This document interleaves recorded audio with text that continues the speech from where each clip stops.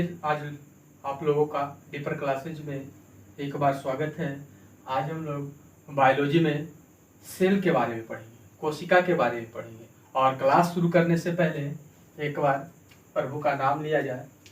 ओम साईं राम। ओम साईं राम। राम कृष्ण हरि। राम कृष्ण हरि। भगवान का नाम लेने से हर काम अच्छा होता है। आज हम लोग सेल के बारे में पढ़ेंगे।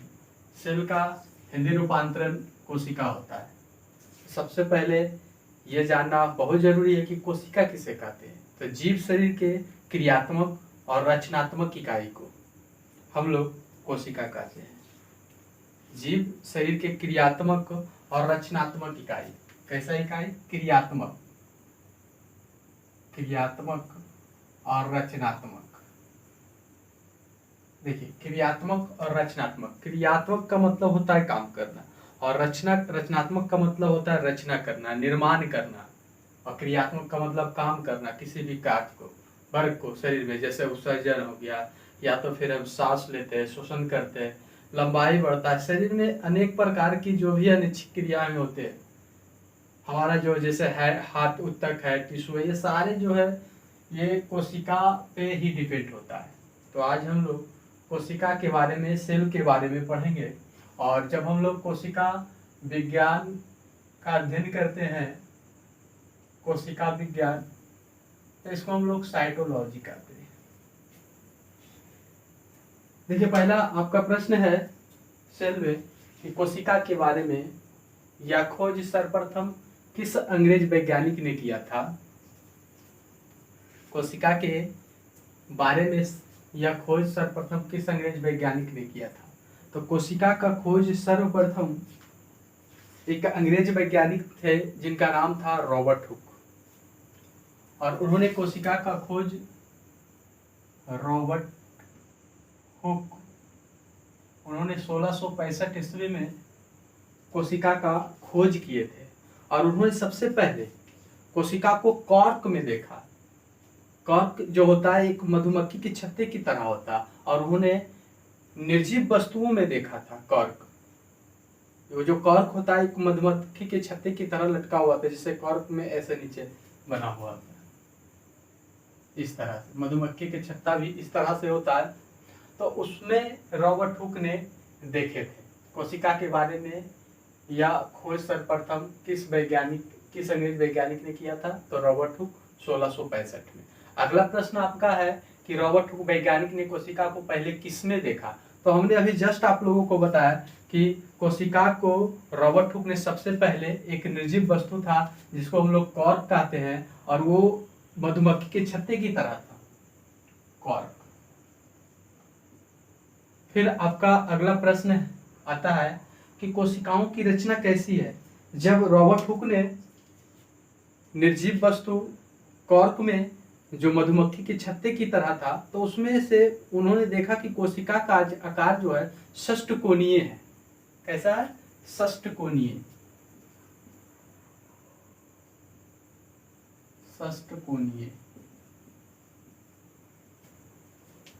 षष्ठकोणीय था।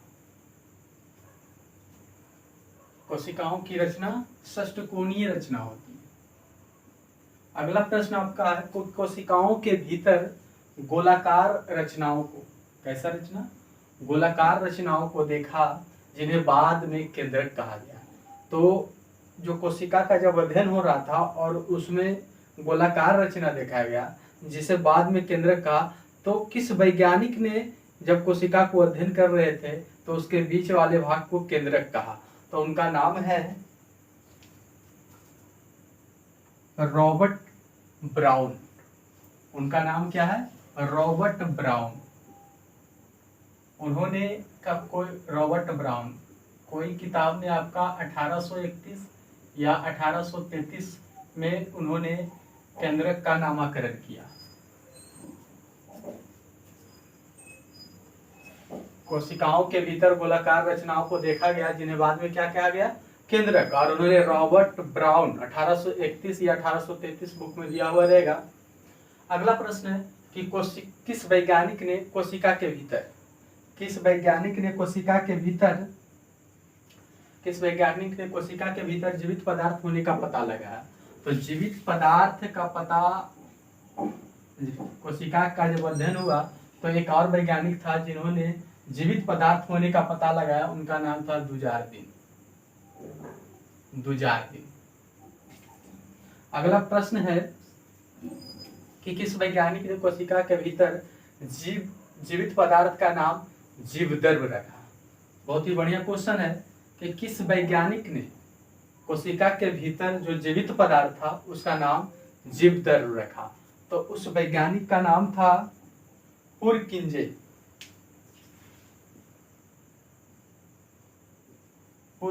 और उन्होंने 1839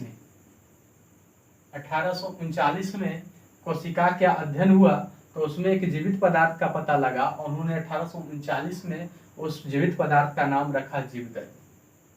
अगला प्रश्न है कि जीवदर्भ का नामकरण किसने किया। तो जीवदर्भ का नामकरण भी वही वैज्ञानिक किए, पुरकिंजे। और उन्होंने 1840 में जीवदर्भ का नामकरण किए। आपका अगला प्रश्न है कि किस वैज्ञानिक ने कोशिका सिद्धांत का प्रतिपादन किया। तो कोशिका सिद्धांत का प्रतिपादन दो वैज्ञानिकों ने किया, एक स्लाइडेन और स्वान। ये दोनों वैज्ञानिक मिलकर ने कोशिका सिद्धांत का प्रतिपादन किए। अगला प्रश्न है किस वैज्ञानिक के द्वारा कोशिका सिद्धांत का संशोधन हुआ। कोशिका सिद्धांत जो दिया गया उसमें संशोधन करते हुए उसमें जोड़ा गया कि पहले से जो मौजूद होता है बॉडी में, शरीर में जो पहले से मौजूद कोशिका होते हैं, हमारे उपस्थित होते हैं, वो नए कोशिका की उत्पत्ति करते हैं। जब वो विखंडन होते हैं, जब वो टूटते हैं कोशिका, तो नए कोशिका का निर्माण करता है। तो उस वैज्ञानिक का नाम क्या है हम लोग जानेंगे। उस वैज्ञानिक का नाम है आर बर्चाउ। उस वैज्ञानिक का नाम है आर बर्चाउ। फिर अगला प्रश्न है आपका कि कोशिका जीवदर्भ से बनी छोटी छोटी रचनाएं हैं जिनमें केंद्रक पाए जाते हैं।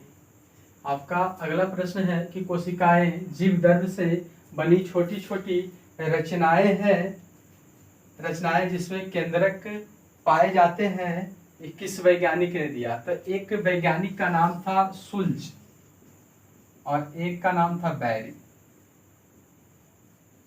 सुल्ज और बैरी इन्होंने ही बताया था कि कोशिका जीवदर्भ से बनी छोटी छोटी रचना है और उसमें केंद्रक पाया जाता है। ये दो वैज्ञानिकों ने कहे थे, सुल्ज और बैरी। अगला है कि किस वैज्ञानिक ने कहा कि केंद्रक जो होता है, न्यूक्लियस जिसको हम लोग बोलते हैं, लक्षणों पैतृक का मतलब होता है कि हमारे पिता, फिर हमारे पिता के पिता, फिर हमारे पिता के पिता के पिता। तो पैतृक लक्षण उन्हें दादा परबाबा या पूर्वज आप कह सकते हैं, लक्षणों की पीढ़ी दर पीढ़ी स्थानांतरण के लिए उत्तरदायी होता है। ये किस वैज्ञानिकों ने कहा था। तो इस वैज्ञानिक का नाम था स्टार्सबर्गर।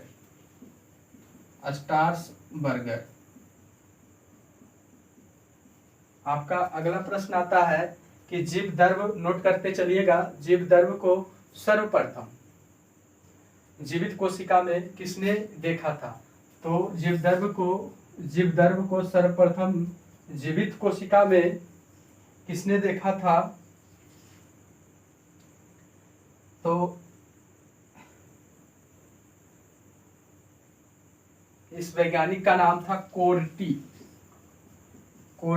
वैज्ञानिक थे। इन्होंने जीवदर्भ को सबसे पहले सर्वप्रथम जीवित कोशिका में देखा था। फिर है कि जीवदर्भ का सार कोड की संज्ञा किसने दिया था।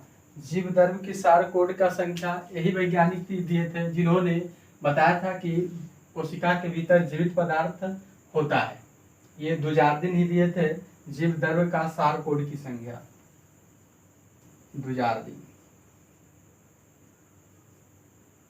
दुजारदीन। अगला प्रश्न है कि कोशिका के संबंध में पूरी जानकारी किस यंत्र से प्राप्त होता है?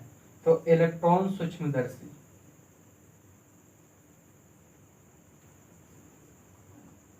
इलेक्ट्रॉन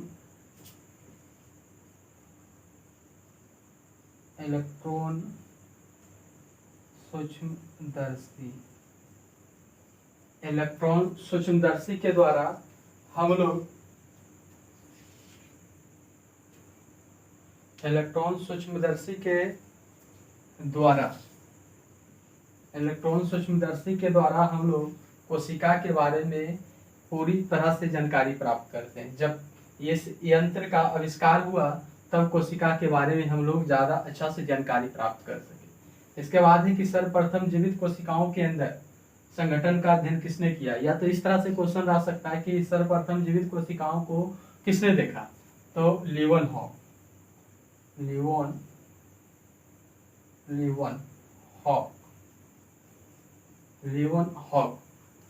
उन्होंने ही सर्वप्रथम कोशिकाओं को जीवित कोशिकाओं में देखा था। लीवन हॉक। इस तरह से आपका कोशिका के बारे में, कोशिका से जो हम लोग ऑब्जेक्टिव टाइप क्वेश्चन को सोल्व कर रहे हैं, तो आज हम लोग कोशिका के बारे में पढ़ें। नेक्स्ट क्लास में हम लोग पढ़ेंगे कोशिका विज्ञान। साइटोलॉजी क्या है? साइटोलॉजी जीव माने कोशिका विज्ञान किसे कहते हैं, इसके बारे में अध्ययन करेंगे और हम लोग ऑब्जेक्टिव टाइप क्वेश्चन को ही सोल्व करते चलेंगे। फिर आपका जब ऑब्जेक्टिव टाइप क्वेश्चन समाप्त हो जाएगा तो हम लोग थ्योरी पढ़ेंगे। इस तरह से आज का क्लास यहीं तक समाप्त होता है। फिर एक नए वीडियो में मिलेंगे।